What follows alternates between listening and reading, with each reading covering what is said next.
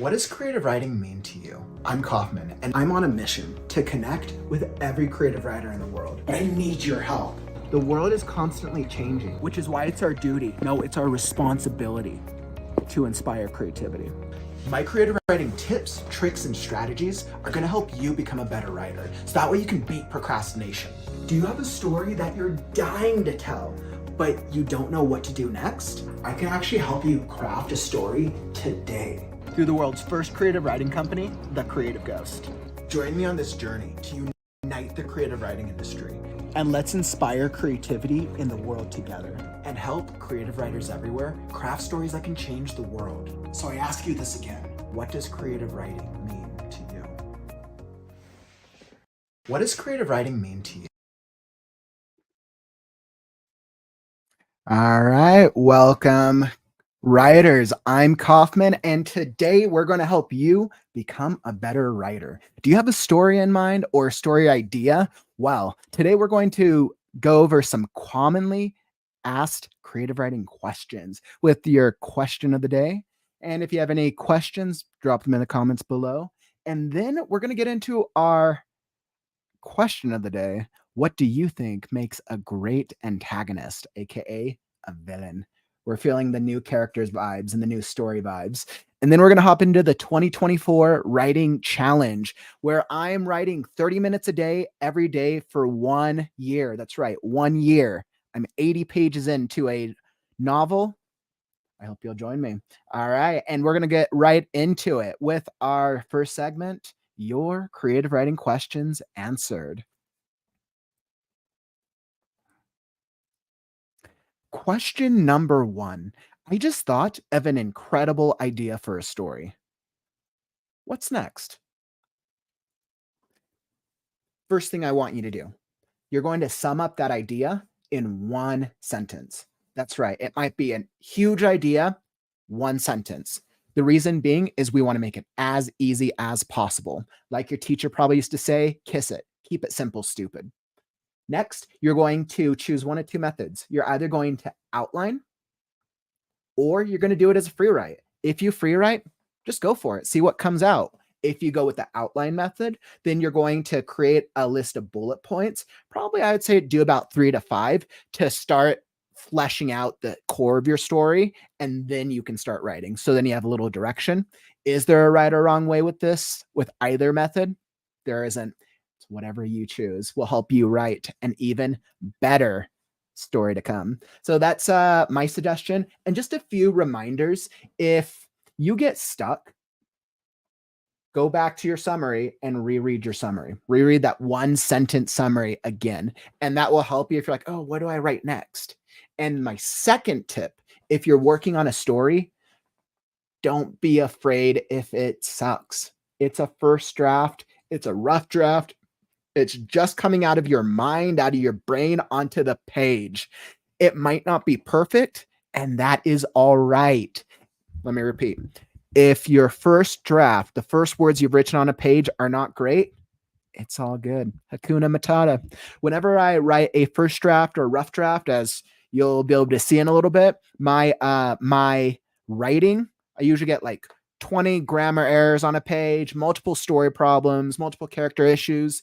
But the goal isn't to write perfectly. The goal is to just write. And I promise you, you will feel so much more encouraged if you get through that section of your story, whatever you're creating. All right. And welcome if you're just hopping into the stream. I'm answering some commonly asked creative writing questions. Feel free to drop a question below if you need anything answered. All right. And question number 2. People always tell me that my writing sucks. What should I do? First off, the first thing I want you to ask them this. What have you written lately? All right. Okay. So in all seriousness, a lot of the times people feel like they get this type of comment and criticism from either friends, from people, from family, or from people that they don't even know. But the truth is, writing is subjective. Creative writing is a creative, constructive, subjective, fun experience. What one person might find is a great story, another one might find is a pile of garbage. So, first off, who's ever giving you this feedback, do they even read the type of story that you put down? If, let's say, you write a fantasy story, but somebody tells you it sucks, but the only thing that they like to watch is like reality stuff and history, then maybe that's the problem right there. Maybe that's the problem. Like, totally, like, it's all good. So, first off, understand who's giving you this feedback.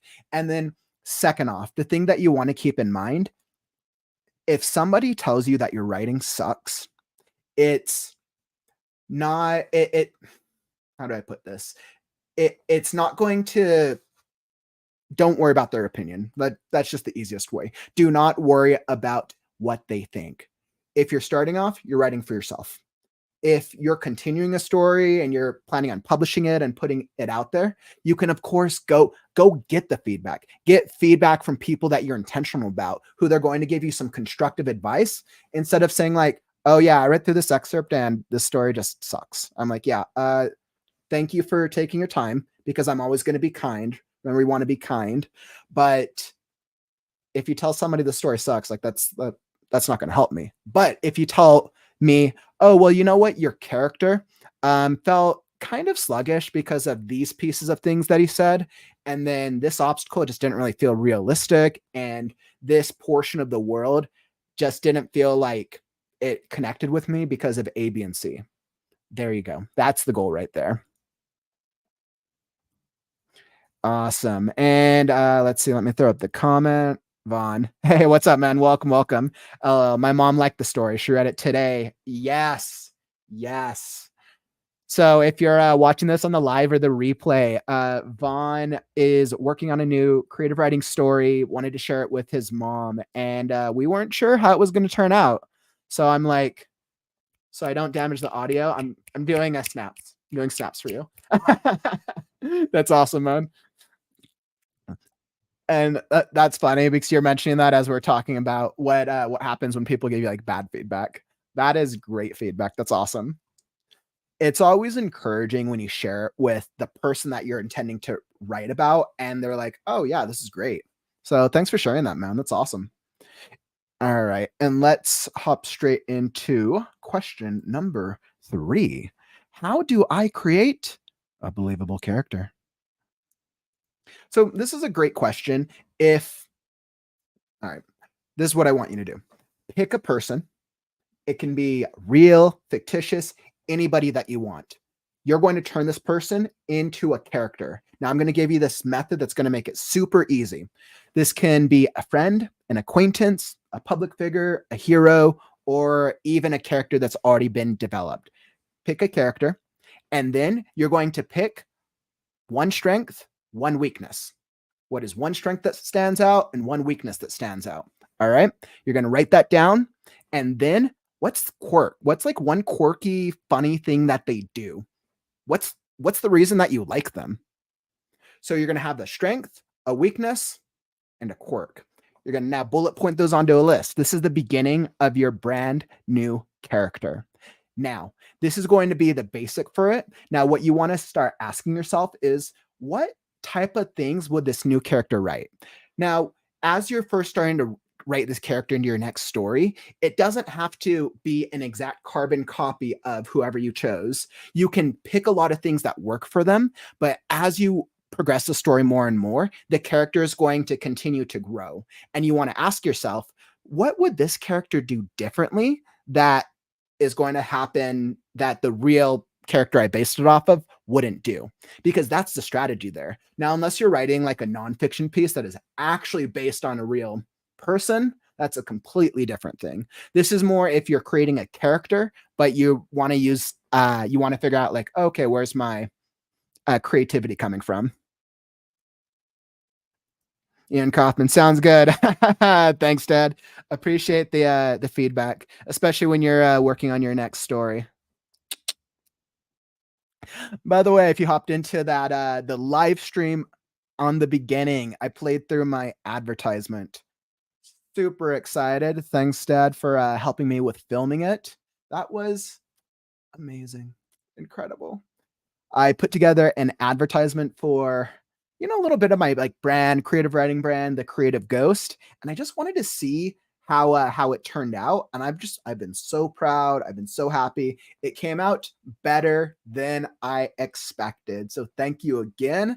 If you haven't checked it out, I'll throw it up again in a bit. Otherwise, you can go check it out on Facebook, YouTube. I'll throw it up everywhere. It'll be everywhere. I'm on a mission to connect with every creative writer, and I encourage you to come join me. All right. So thank you for joining. And then let's hop straight into our next part. So first off, thank you for dropping any questions. If you found any value out of this live stream or the replay, tap that like button, tap that follow button, or subscribe to this channel, because I have daily writing advice, daily writing news, and daily writing stuff that's going to help you become a better writer and beat procrastination. All right. And we're going to hop into our next segment, creative writing question of the day. What makes a great antagonist, aka the villain? As you can tell, I've been very inspired today by character development. I've been kind of just in this whole like character mood today, and I think it's perfect for my my long story that we're going to be getting to in just a bit. So, question today, I'm going to repeat it one more time. What makes a great antagonist? When I think about antagonists and I think about villains, evil characters, you always want to be asking yourself, how how does their personality be a direct reflection of whoever your hero is? Good antagonists that come to mind, very popular ones. Think of characters like Darth Vader. Think of let's see, other characters. Game of Thrones.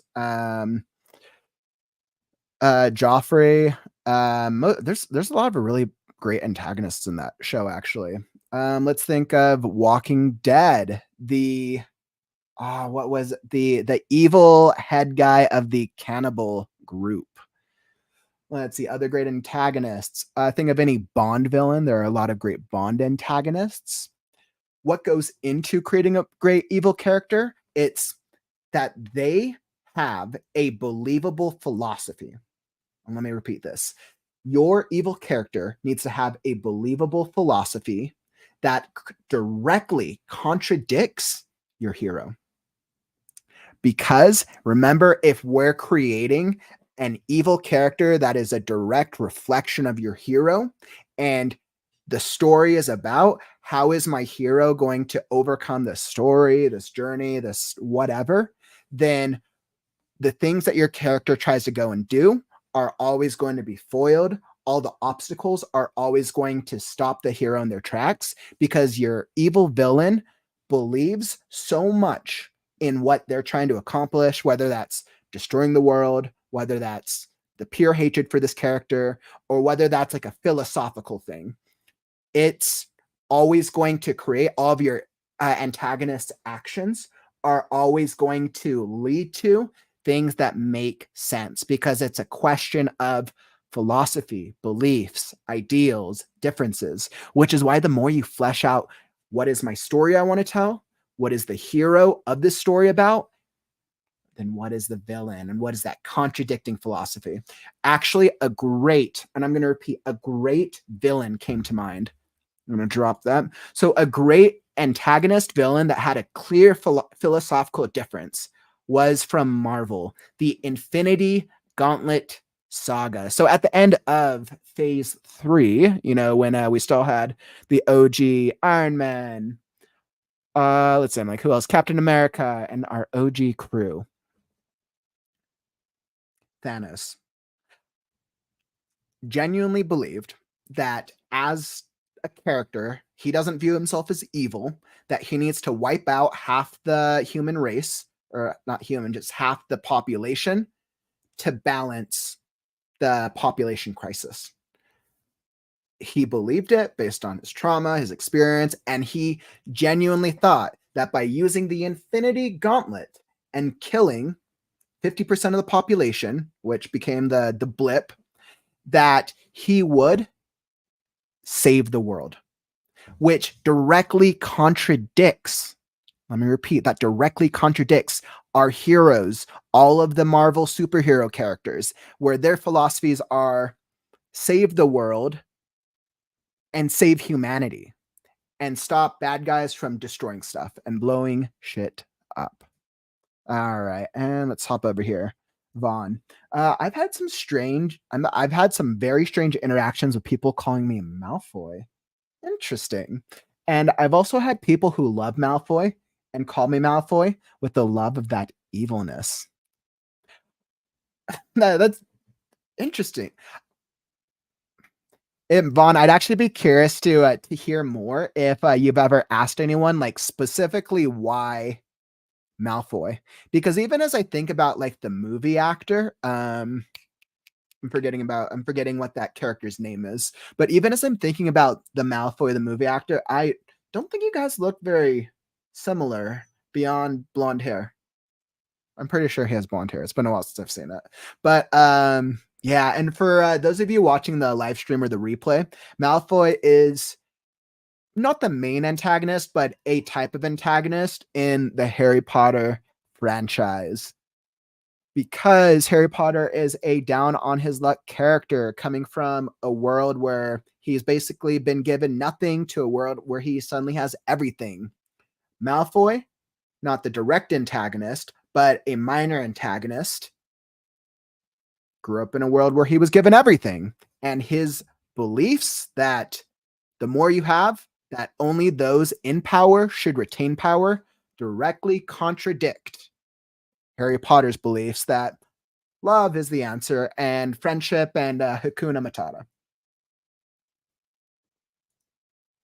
Yeah, that's it. I usually get caught off guard.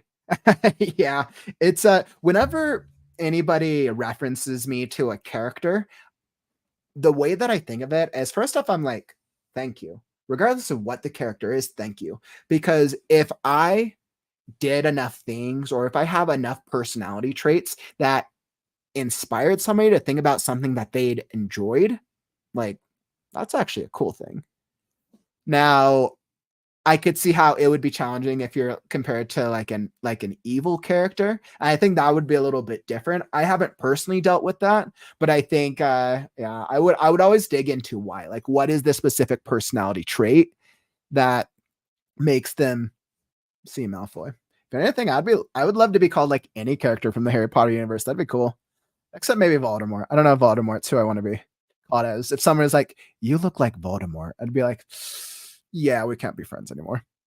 Thanks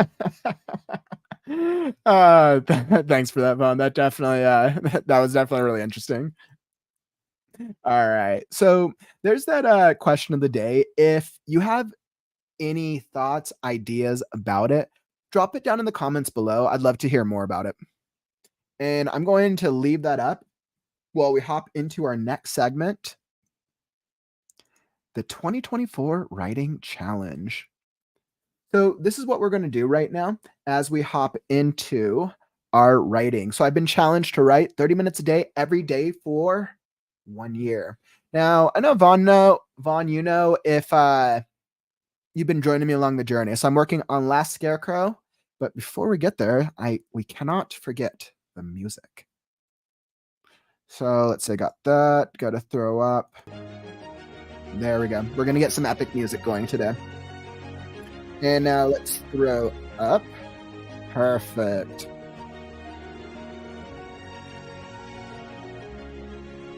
Awesome. So there's the synopsis if you want to check it out. I'm going to get straight into my story. Where am I? Let's start. It's a later note.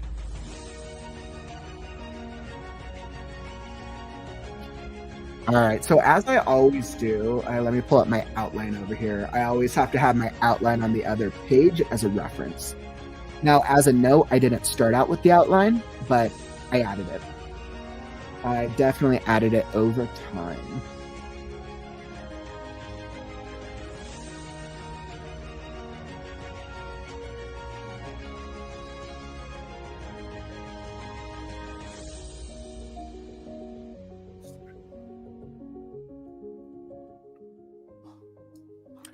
All right, so let's start Now, with where my characters left off, I had started them off.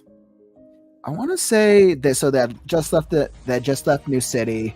That's right. So I'm trying to figure out what is going to what is going to steer them in the first direction.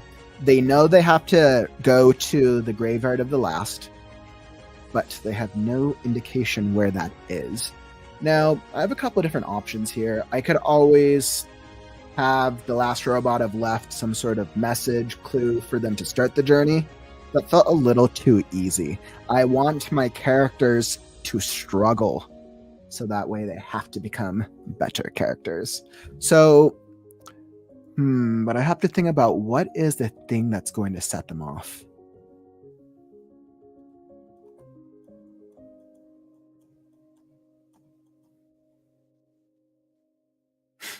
As I think about it, actually, I feel like this kind of a comedic theme is that maybe if I have Mr. Crow leading them to certain areas, like Scarecrow's like, okay, you got it, I'll follow your lead, and Mr. Crow like never leads them anywhere that actually helps. I mean, I guess technically he did lead them to New City, like that was a whole setup, but maybe Mr. Crow is leading him into things that he's not expecting. Maybe that's what we'll do. Okay. The last Scarecrow lifted his inner coat to check on Mr. Quilt, somehow still hoping that his flying friend would spring to life and fly in circles around them. The reality being that nothing changed as he had guessed.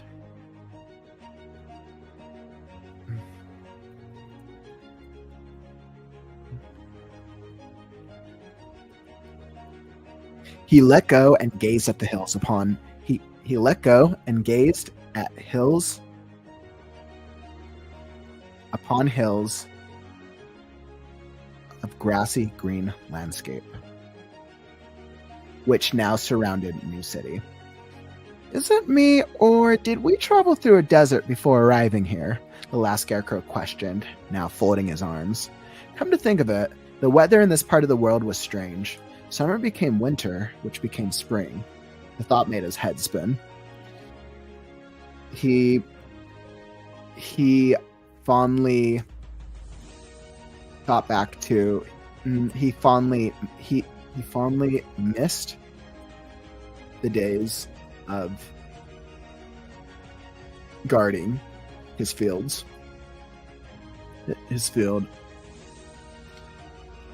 the summer sun, with not a care in the world. So simple. Grass and sand, sand and grass, sandy grass, Mr. Crow responded with a chirp. The last Scarecrow stood there, folding his arms, thinking. Despite the landscape, they still had to pick a direction. He had no idea which direction this graveyard of the last was in, and he had a feeling Mr. Crow didn't either.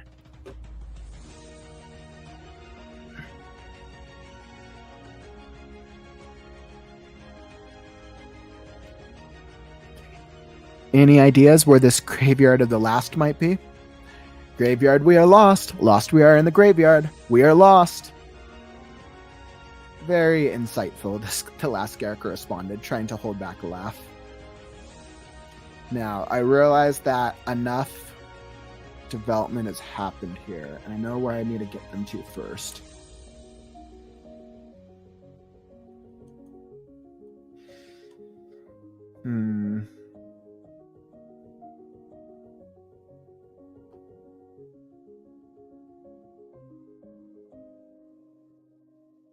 All right, this is what I'm going to do.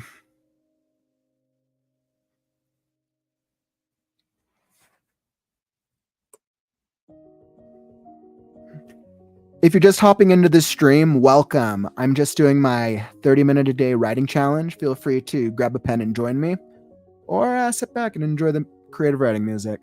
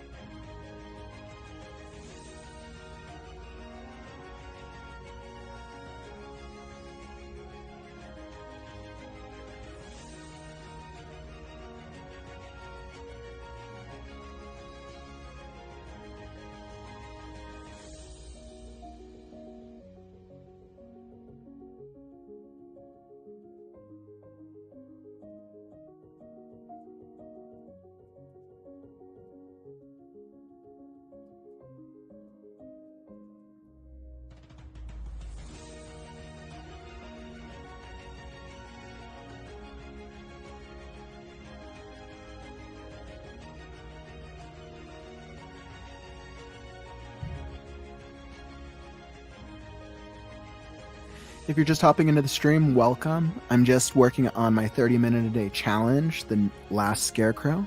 Feel free to join me in some writing or listen to the music. And we also have the question of the day up top.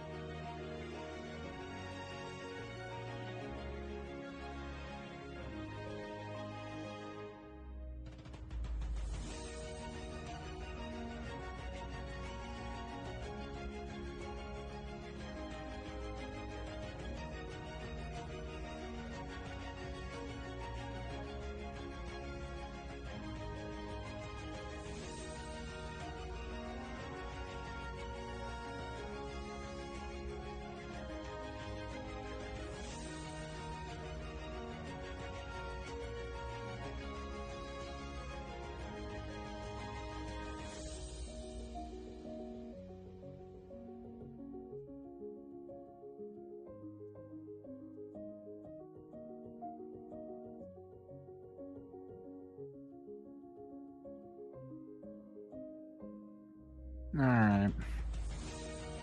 So I think I'm at a good stopping point today. I got a little done.